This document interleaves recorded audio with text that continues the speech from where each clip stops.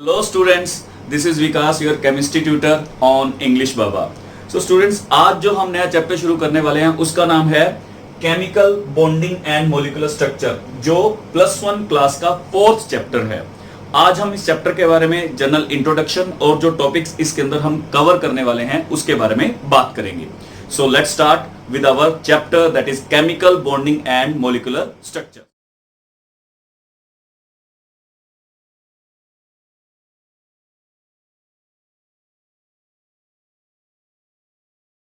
So first of all हमें यह जानना है कि केमिकल बॉन्डिंग है क्या चीज। सो बेसिकली अगर केमिकल बॉन्डिंग की बात करें तो केमिकल बॉन्डिंग कुछ भी नहीं है, this is the force of attraction है, force of attraction. So force of attraction किस किस के बीच में? तो दो एटम्स हो सकते हैं, दो मॉलिक्यूल्स हो सकते हैं, किसी के बीच में भी फोर्सेस ऑफ अट्रैक्शन हो सकती है। सो यही है जो फोर्स ऑफ अट्रैक्शन है। पॉइंट ये उठता है कि ये बॉन्ड बनता क्यों है, व्हाई दिस बॉन्ड, व्हाई ये बॉन्ड बनता क्यों है, हमें इसके बारे में जानना है। तो एक वर्ल्ड वाइड रूल है जिसको आपको अच्छे से ध्यान रखना है कि ये बॉन्ड बनने के पीछे रीजन क्या है। बॉन्ड बनने के पीछे एक ही रीजन है, वो क्या है? That is the stability. Stability, बस आपको इतना ध्यान रखना है कि कोई भी अगर बॉन्ड की फॉर्मेशन हो रही है तो वहां एक ही चीज मैटर कर रही है कि क्या है? स्टेबिलिटी। अब एक छोटा सा एग्जांपल लेते हैं। फॉर एग्जांपल ए एटम के साथ ही कंबाइन करके और A2 एटम बना रहा है, ठीक है। अभी इसका एग्जांपल भी करेंगे हम। तो A2 एटम बना रहा है, तो A ने A के साथ कंबाइन क्यों किया, बॉन्ड क्यों बनाया? उसका कारण यह था कि यदि अकेले A एटम की बात करें, this is atom, this is atom, atom atom आपस में कंबाइन कर रहे हैं और उन्होंने क्या बनाया? यहां पे मॉलिक्यूल बनाया। पॉइंट यह है कि उन्होंने क्या बनाया? मॉलिक्यूल बनाया। क्वेश्चन यह है कि क्यों बनाया? कारण है क्योंकि वो क्या चाह रहे हैं? स्टेबिलिटी चाह रहे हैं। इसका मतलब A एटम की फॉर्म में स्टेबल नहीं था, ये भी स्टेबल नहीं था, बट मॉलिक्यूल की फॉर्म में वो क्या था? स्टेबल था। यही हमने देखना है कि केमिकल बॉन्ड इस वजह से बनते हैं क्योंकि वो क्या लेना चाहते हैं? अपनी स्टेबिलिटी लेना चाहते हैं। अब क्वेश्चन ये उठता है कि स्टेबिलिटी किस वे में, स्टेबिलिटी किस वे में? तो पॉइंट ये है, स्टेबिलिटी का मतलब ही है लोअरिंग द एनर्जी। ये इतना इंपॉर्टेंट पॉइंट है, इतना इंपॉर्टेंट पॉइंट है कि आपको हमेशा याद रखना है। लोअरिंग दी एनर्जी, वो अपनी एनर्जी को कम करना चाहते हैं। इसका मतलब यह हुआ कि higher is the energy less stability, lower is the energy higher stability. तो यदि उसी पॉइंट को हम अपने पार्ट को जो अभी हमने डिस्कस किया है, हम एनर्जी की फॉर्म में डिस्कस करें तो क्या होगा? एटम की फॉर्म में उनकी एनर्जी क्या थी? ज्यादा थी, और मॉलिक्यूल की फॉर्म में उनकी एनर्जी क्या थी? लेस थी। तो ये रूल है, फंडामेंटल रूल है, याद रखना है इसको कि क्या, कि एनर्जी ज्यादा तो स्टेबिलिटी कम, एनर्जी कम तो स्टेबिलिटी ज्यादा। तो यहां पर हम उसको स्टेबिलिटी की एनर्जी की फॉर्म में जब लिखेंगे तो कैसे लिखेंगे? So like this, stability is inversely proportional to the energy. ये बात हमेशा याद रखनी है कि जब जब एनर्जी डिक्रीज होगी स्टेबिलिटी हमेशा बढ़ेगी। इसका मतलब अब उसी पोर्शन को यदि हम स्टेबिलिटी यानी कि एनर्जी की फॉर्म में एक्सप्लेन करें तो क्या होगा? ए एटम जब ए एटम के साथ कंबाइन हो रहा है, तो फर्स्ट ऑफ ऑल कंबाइन हो रहा है, कारण क्या है? क्योंकि ए की एनर्जी जो है वो ज्यादा थी। ए की एनर्जी जो क्या थी? ज्यादा थी। उसने क्या बनाया? A2 मॉलिक्यूल बनाया। क्यों बनाया? क्योंकि इसकी एनर्जी क्या थी? कम थी। It has less energy. So that is the reason. Chemical bond की फॉर्मेशन इसी वजह से होती है कि हमारे पास एनर्जीज हैं। एनर्जीज लेस है तो स्टेबिलिटी ज्यादा होती है। अब इसका एक छोटा सा एग्जांपल है कि फॉर एग्जांपल आप सुबह सुबह उठे और आप में फुल ऑफ एनर्जी थी और आपने ग्राउंड के अंदर चक्कर लगाने शुरू कर दिए।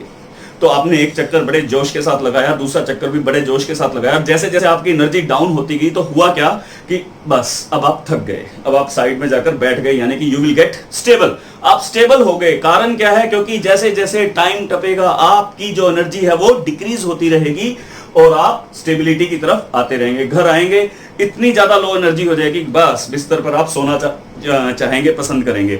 सो दैट इज द रीजन कि जैसे जैसे आपकी एनर्जी डाउन होगी वैसे वैसे आपकी स्टेबिलिटी जो है वो इंक्रीज होती रहेगी। तो let us discuss about the definition of the chemical bond. अभी तक हमने ये डिस्कस किया कि बॉन्ड बन क्यों रहे हैं, because of the stability part. Now we will discuss about the definition की एग्जैक्ट डेफिनेशन क्या है।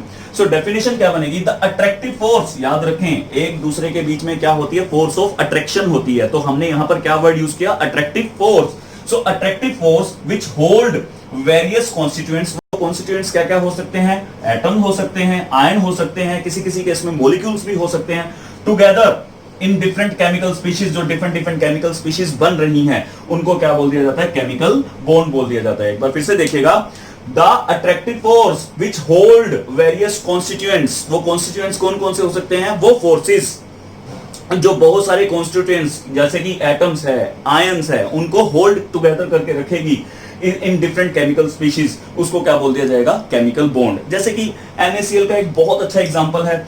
Na के ऊपर क्या चार्ज होता है यूजली, Na एक इलेक्ट्रॉन लूज करेगा तो उसके ऊपर क्या चार्ज आएगा, that is positive charge. Ion है, ये यहां पर आयन का नाम दिया गया, ठीक है। और दूसरा Cl है, Cl will take this electron और उसके ऊपर क्या चार्ज आएगा, Cl नेगेटिव। तो ये क्या बन गया, आयन। ये कैटायन है और ये एनायन है। So what will happen, Na positive will attract Cl negative और क्या बन जाएगा, NaCl। सो जो इलेक्ट्रोस्टैटिक यहाँ पर फोर्स ऑफ अट्रैक्शन है, इन दोनों को होल्ड टुगेदर करके रखती है। सो यही केमिकल बॉन्ड है। इस तरह के बहुत सारे टाइप्स हैं, जो अभी हम टाइप्स को भी देखेंगे कि और कौन कौन से ऐसे केमिकल बॉन्ड्स हैं जो हमारे पास अवेलेबल हैं या इन केमिकल स्पीशीज में होते हैं, तो हम उसको एक एक करके डिस्कस करेंगे, ठीक है। अब यहाँ जैसे एटम का डिस्कशन हुआ तो एटम को भी देखते हैं कि एटम्स के बीच में क्या क्या होगा। वो अभी हमने बात की थी कि for lowering down the stability, ठीक है। यहाँ पर जैसे कि एक हाइड्रोजन का एटम है, ठीक है, एक हाइड्रोजन का एटम दूसरे हाइड्रोजन के एटम्स के साथ अट्रैक्ट करते हैं, दोनों एक दूसरे की तरफ आ रहे हैं। कारण क्यों आ रहे हैं, अभी अभी बताया कि इनकी एनर्जी क्या होगी, ज्यादा होगी, इनकी एनर्जी क्या होगी, ज्यादा होगी, और ये क्या फॉर्मेशन करेंगे, हाइड्रोजन गैस की फॉर्मेशन करेंगे, मॉलिक्यूल की फॉर्मेशन करेंगे। So this is a molecule. कारण क्या है, क्योंकि इसकी एनर्जी क्या होती है, लेस होती है। तो जब ये बॉन्ड बनता है तो अराउंड 438.5 किलो जूल पर मोल एनर्जी रिलीज होती है, ठीक है। तो ये याद रखना है आपको कि जब ये बॉन्ड बना, अब इसके पास एनर्जी थी तभी तो रिलीज हुई। तो मोस्टली केमिकल रिएक्शंस क्या होती हैं, एक्सोथर्मिक होती हैं। You know what about exothermic, exothermic वो होती है जिसमें एनर्जी हमेशा रिलीज होती है। अब इनके पास एनर्जी थी तभी तो उन्होंने एनर्जी रिलीज की ना, तभी तो यहां पर हमें एनर्जी मिली। So that is the reason these are the exothermic reaction. तो इस वजह से ये अपनी एनर्जी को क्या कर रहे हैं, लूज कर रहे हैं, और किसकी तरफ बढ़ रहे हैं, स्टेबिलिटी की तरफ बढ़ रहे हैं, ठीक है, वो स्टेबल हो जाते हैं। तो यही रीजन है, ठीक है। अभी हम जैसे इसको एक ग्राफिकली अगर रिप्रेजेंटेशन देखें तो होगा क्या, हम उसके बारे में देखते हैं कि कैसे बॉन्ड का फॉर्मेशन हुआ, थोड़ा उसको भी कंसीडर करते हैं। जैसे फॉर एग्जांपल यहां पर एक ग्राफ देखते हैं, ठीक है। ये है डिस्टेंस, ये क्या है, डिस्टेंस है, किसके बीच में, एटम्स के बीच में डिस्टेंस है। और यहां पर क्या है, पोटेंशियल एनर्जी है। ये इसका ओरिजिन मान लेते हैं कि दिस इज द ओरिजिन। यहां पर दो एटम है जो एक दूसरे को एक ही एक्सिस पर अप्रोच कर रहे हैं, ये बात याद रखनी है। ये दोनों एक ही एक्सिस पर एक दूसरे को अप्रोच कर रहे हैं। ये बात पहले भी हो चुकी है कि अप्रोच क्यों कर रहे हैं, क्योंकि अभी इनकी एनर्जी ज्यादा है और वो एक दूसरे की अप्रोच इसी वजह से कर रहे हैं क्योंकि वो अपनी एनर्जी को कम करना चाहते हैं। तो जैसे जैसे वो एक दूसरे की तरफ बढ़ेंगे तो होगा क्या, वो एनर्जी क्या होगी, लूज होगी, लूज होगी, लूज होगी, और एक पॉइंट पर आकर वो एनर्जी फिर से बढ़ने लगेगी। कारण यहां पर बॉन्ड की फॉर्मेशन हो गई, दैट इज H2। अगर हम हाइड्रोजन और हाइड्रोजन बॉन्ड को यहां पर कंसीडर कर रहे हैं तो यहां पर क्या बन गया, आपका हाइड्रोजन बॉन्ड बन चुका है, ठीक है। अभी जैसे ही अब ये और नजदीक लेकर आएंगे, यानी कि इनके बीच में इंटरन्यूक्लियर डिस्टेंस जो होगा वो और कम होगा। अब रिपल्सिव फोर्सेस यहां पर बढ़ने लगेंगी, जिसके कारण से इनकी एनर्जी फिर से बढ़ जाएगी और ये बॉन्ड उतना स्ट्रॉन्ग नहीं रहेगा। देखिए होगा क्या, ये हाइड्रोजन है और ये उसका प्रोटॉन है, और यहां पर ये उसका इलेक्ट्रॉन है। ये हाइड्रोजन है, ये उसका प्रोटॉन है, और ये उसका इलेक्ट्रॉन है। प्रोटॉन और प्रोटॉन आपस में क्या करेंगे, एक दूसरे से रिपेल करेंगे, और इलेक्ट्रॉन और इलेक्ट्रॉन भी आपस में क्या करेंगे, रिपेल करेंगे। हाँ, अट्रैक्टिव फोर्सेस क्या होगी, इसका प्रोटॉन इसके इलेक्ट्रॉन को क्या कर रहा होगा, अट्रैक्ट, इसका इलेक्ट्रॉन इसके प्रोटॉन को क्या कर रहा होगा, अट्रैक्ट कर रहा होगा। सो ये दो अट्रैक्टिव फोर्सेस है और दो ही क्या है, रिपल्सिव फोर्सेस है। जब इनके बीच में ओवरलैपिंग हो जाएगी, दिस इज द ओवरलैपिंग, जब दोनों एक दूसरे के साथ बॉन्ड बना चुके होंगे, तब इनका न्यूक्लियस जो है वो भी इनको क्या कर रहा होगा, उस टाइम पर रिपेल कर रहा होगा, क्योंकि वो भी नजदीक है और इनके ऊपर भी क्या चार्ज है, पॉजिटिव, और इसके ऊपर भी क्या चार्ज है, पॉजिटिव चार्ज है। तो इस पर्टिकुलर पॉइंट पर दोनों के दोनों फोर्सेस, अट्रैक्टिव और रिपल्सिव फोर्सेस, बराबर आ जाएंगे। ड्यू टू दिस रीजन अब अगर मैं इनको और अंदर की तरफ प्रेस करने की कोशिश करूंगा, अब इनकी रिपल्सिव फोर्सेस जो हैं वो बढ़ने लगेंगे और इनकी एनर्जी इंक्रीज होने लगेगी। ड्यू टू दिस रीजन अब ये डीस्टेबल हो जाएंगे, यानी कि अनस्टेबल हो जाएंगे और वही एनर्जी यहां पर फिर से रीगेन करने की कोशिश करेंगे। सो एनर्जी बढ़ेगी, सिस्टम अनस्टेबल की तरफ बढ़ेगा। So due to this reason हम बोल सकते हैं कि यहां पे इस पर्टिकुलर पॉइंट पर ये सबसे ज्यादा स्टेबल हैं और इस पर्टिकुलर डिस्टेंस को हम क्या बोलेंगे, that is internuclear distance. So this is the internuclear distance. अगर हाइड्रोजन की स्पेसिफिकली की बात करें तो ये है 74 पिकोमीटर।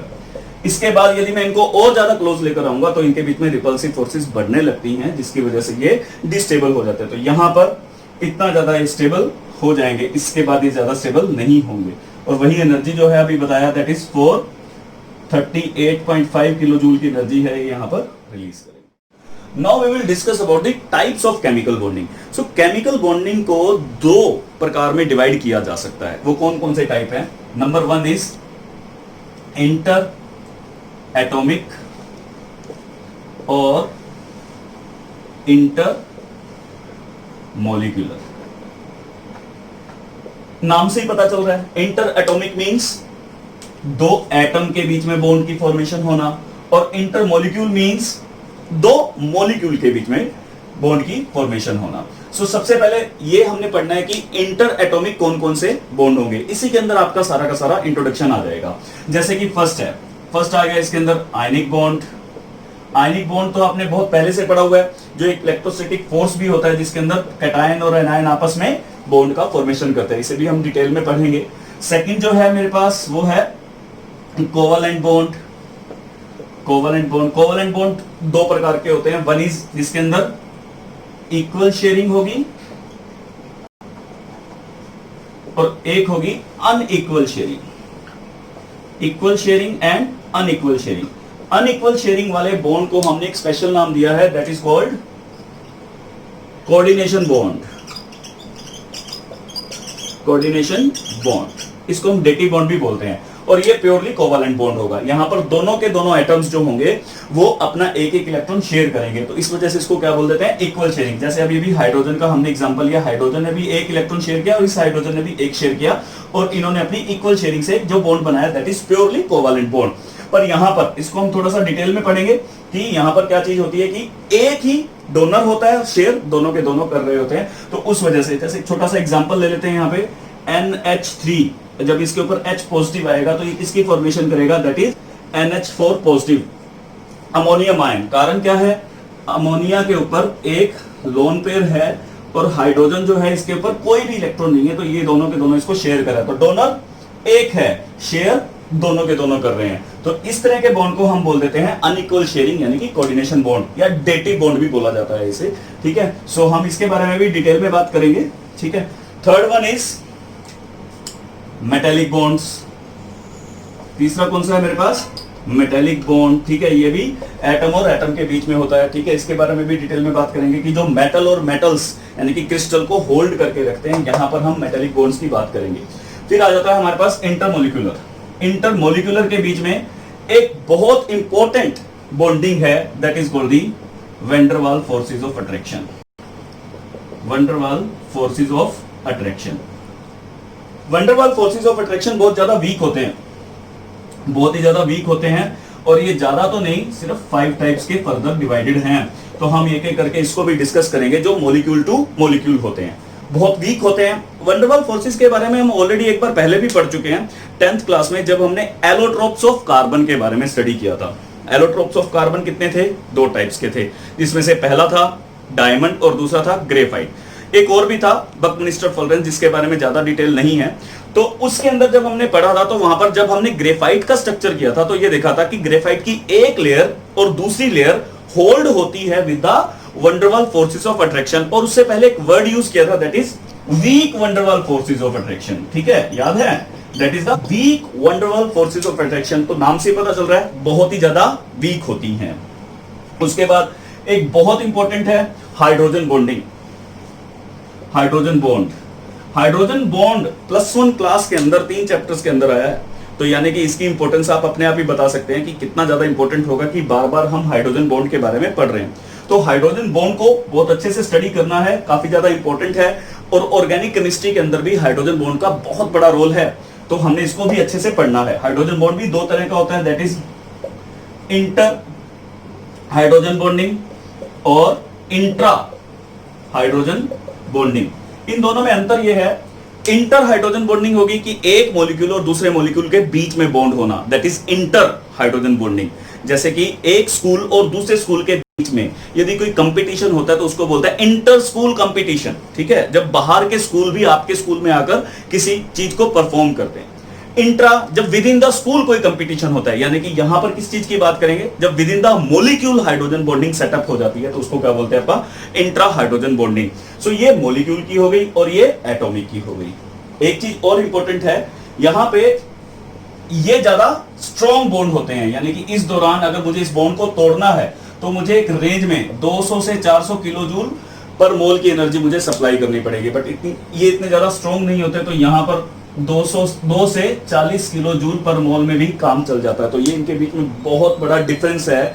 अगर मुझे डिफरेंस भी बताना पड़े तो डिफरेंस के लिए भी मैं यहाँ पर एक सेटअप तैयार कर चुका हूं, आप उसको बहुत अच्छे से देख रहे हैं, ठीक है। तो ध्यान रखना है, स्ट्रॉन्ग बॉन्ड होते हैं, वीक होते हैं, हम एक एक करके सारी की सारी स्टडी करेंगे।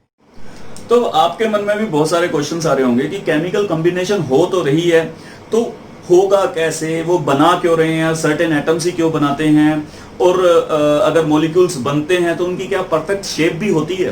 तो इन्हीं सब क्वेश्चंस को मद्देनजर रखते हुए आगे केमिकल बॉन्डिंग्स के अंदर बहुत सारी थ्योरीज आई।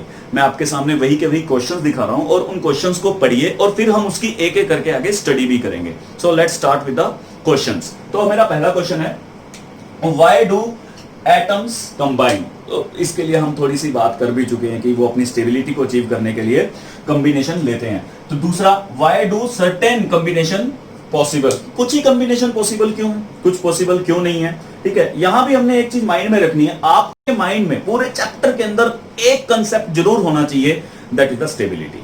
स्टेबिलिटी आपके माइंड में होनी चाहिए कि कुछ भी हो रहा है तो सिर्फ और सिर्फ स्टेबिलिटी को अचीव करने के लिए हो रहा है और वहां पर कोई भी रीजन नहीं है।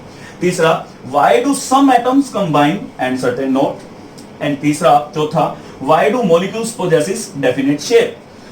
इन सब बातों के जवाब देने के लिए बहुत सारी थ्योरीज आई और उसी थ्योरीज को ही हम यहां पर चैप्टर के अंदर पढ़ेंगे। हर थ्योरी की अपनी एक इंपॉर्टेंस है और अपना एक इतना ज्यादा इंपॉर्टेंट पार्ट वो प्ले करती हैं, not even the board exams, even in the competition as well. So ध्यान रखनी है एक एक थ्योरीज को बहुत अच्छे से। So basically these are the theories जो हम यहां पर पढ़ेंगे और हमारा सारा का सारा चैप्टर इन 4 थ्योरीज में ही खत्म हो जाएगा। आप कहेंगे यार इतना छोटा सा चैप्टर है, 4 थ्योरीज हैं केवल, बट ऐसी बात नहीं है। इनके बीच में जो डिटेल्स है वो इतनी ज्यादा है कि आपको जब वो समझ में आने लगेगा तो इन थ्योरीज को करने में भी बहुत मजा आने लगेगा। सो हम एक एक करके थ्योरीज देखते हैं। जैसे कि जो पहली थ्योरी है वो क्वेश्चन एंड लुईस अप्रोच है। जो लुईस स्ट्रक्चर्स, जो हम ऑलरेडी पहले थोड़ी बहुत डॉट स्ट्रक्चर्स के बारे में जो बात कर चुके हैं वो यहीं पर है। डॉट स्ट्रक्चर, हम यहाँ पर डॉट स्ट्रक्चर्स के बारे में देखेंगे। डॉट स्ट्रक्चर्स हो गई एंड देन यहां पर फॉर्मल चार्ज आएगा, फॉर्मल चार्ज को पढ़ेंगे। डाइपोल मूवमेंट्स को स्टडी करेंगे, dipole movement and hydrogen bonding, थोड़ी सी यहां पर उसका डिस्कशन होगा। आफ्टरवर्ड्स जो हमने यहां पर पढ़ना है बॉन्ड पैरामीटर्स हैं, बॉन्ड पैरामीटर्स कि बॉन्ड्स के बारे में हमें क्या क्या चीजें पता होनी चाहिए, ठीक है। Then we have a very important theory जो पहली आई थी जिसने स्पेस के अंदर इसकी स्ट्रक्चर्स के बारे में बताया था, that is valence shell electron pair repulsion theory. बहुत इंपॉर्टेंट है, बहुत बार क्वेश्चन पूछा जाता है, तो इसके बारे में हम स्टडी करेंगे। जो बहुत सारी स्ट्रक्चर्स हैं वो यहां पर हमने डिस्कस करनी है। Then valence bond theory, valence bond theory के अंदर हमने मेजरली जो पढ़ना है वो हाइब्रिडाइजेशन को पढ़ना है। हाइब्रिडाइजेशन है, देन ओवरलैपिंग है, ओवरलैपिंग कितने प्रकार की होती है ये यहां पर हम सारा कुछ स्टडी करेंगे। Then the most important MOT, molecular orbital theory. अभी तक हम सारी की सारी जो थ्योरीज पढ़ रहे थे वो एटम पर बेस्ड थी, पहली ऐसी थ्योरी आई जो मॉलिक्यूल पर बेस्ड थी, that is molecular orbital theory. तो अब हम मॉलिक्यूल्स के बारे में बात करेंगे। यहां पर इस पर्टिकुलर थ्योरी के अंदर बहुत सी ऐसी चीजें थी जो किसी भी थ्योरी ने इस वे में एक्सप्लेन नहीं की, जो कि ड्रॉबैक्स थे। जैसे लुईस से वो ड्रॉबैक होने स्टार्ट हुए और अल्टीमेटली जो सोल्व हुए वो एमओटी के अंदर जाकर सोल्व हुए, तो वो हम एमओटी के अंदर यानी कि मॉलिक्यूलर ऑर्बिटल थ्योरी के अंदर पढ़ेंगे। सो ये सारी की सारी थ्योरीज हैं जो हमने इस चैप्टर के अंदर कवर करनी है और हमें सभी के सभी जवाब उनके मिल जाएंगे। So we will discuss in this chapter all the things, so बने रहिए। ओके। बाय।